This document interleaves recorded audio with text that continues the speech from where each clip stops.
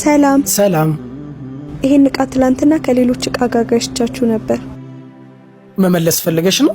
አይ ዋጋውን መክፈል ፈልጌ ነው። ማለት አልገባኝም። ትናንት የገዛሁት ዕቃ ነው አላልሽኝም እንዴ? አዎ ብዬሽ ነበር።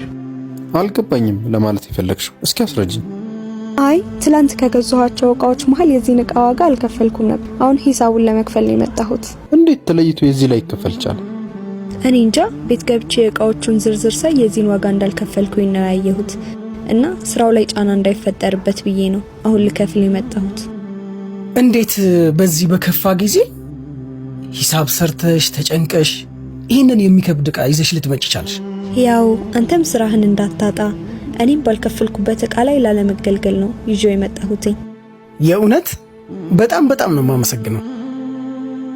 በል ለዚህ መልካምነቷ በእኔ ስም ቆንጆ ስጦታ አስጥልኝ።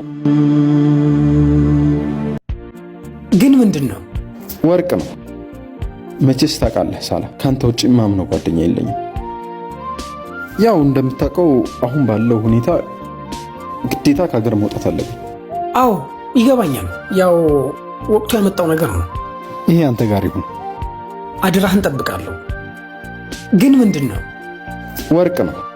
ያው እስከምመለስ ድረስም ጊዜው ረጅም ሊሆን ስለሚችል ዋጋውም ይጨምራል። በብር ከማስቀምጠው በወርቅ ባስ አቺ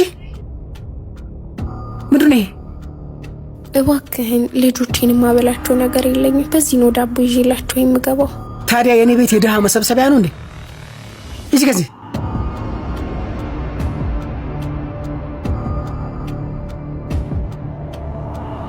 ደግሞ ሁለተኛ እዚህ በር ላይ እንዳላይሽ።